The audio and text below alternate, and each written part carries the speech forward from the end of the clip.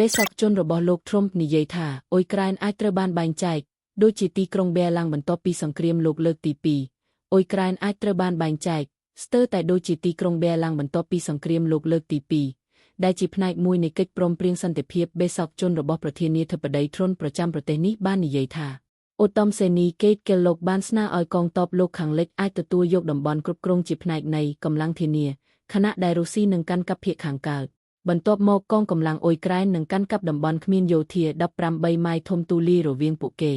ឧត្តមសេនីយ៍ Kellogg ដែលជាសហជនសំខាន់របស់សហរដ្ឋអាមេរិកក្នុងការបញ្ចប់ជម្លោះរយៈពេល3ឆ្នាំបានអះអាងថានឹងមិនមានកងកម្លាំងអាមេរិកនៅលើទឹកដីនោះទេមិនដូចការបង្កើតប្រទេសអាល្លឺម៉ង់ក្រោយឆ្នាំ1945នោះទេ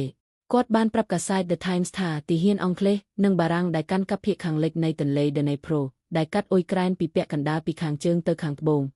ហើយអាចដើរតួជាបន្ទាត់កំណត់ព្រំដែននឹងមិនបង្កហេតុតតែសោះចំពោះវិមានក្រំឡាំងលោកបានបន្ថែមថាអ្នកស្ទើរតែអាចធ្វើឲ្យវាមើលទៅដូចជាអ្វីដែលបានកើតឡើងជាមួយទីក្រុងបែឡាំងបន្ទាប់ពីសង្គ្រាមលោកលើកទី2នៅពេលដែលអ្នកមានតំបន់រុស្ស៊ីតំបន់បារាំងនិងតំបន់អង់គ្លេសការអត្ថាធិប្បាយរបស់លោកបានធ្វើឡើងនៅពេលដែលវិមានក្រំឡាំងកាលពីយប់មិញបានច្រានចោលកិច្ចប្រជុំដ៏សំខាន់មួយរវាងលោក Vladimir Putin និងបេសកជនសន្តិភាពរបស់លោក Donald Trump ដែលជាសញ្ញាជាក់ស្ដែងមួយដែលរុស្ស៊ីមិនចាប់អារម្មណ៍នឹងបទឈប់បាញ់អ៊ុយក្រែន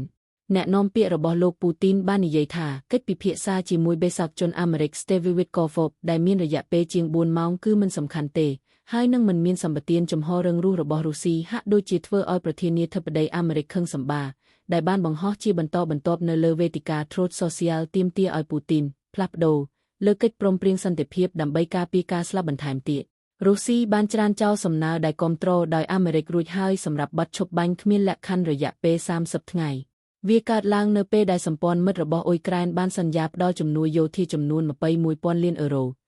18.2 លានផោនសម្រាប់ប្រទេសនេះដោយរដ្ឋមន្ត្រីការពារជាតិក្រភពអង់គ្លេសបានព្រមានថាឆ្នាំ2025គឺជាឆ្នាំដ៏សំខាន់សម្រាប់សង្គ្រាមជំនួយដែលបានប្រកាសកាលពីថ្ងៃសុក្ររួមមានកញ្ចប់ថវិកាចំនួន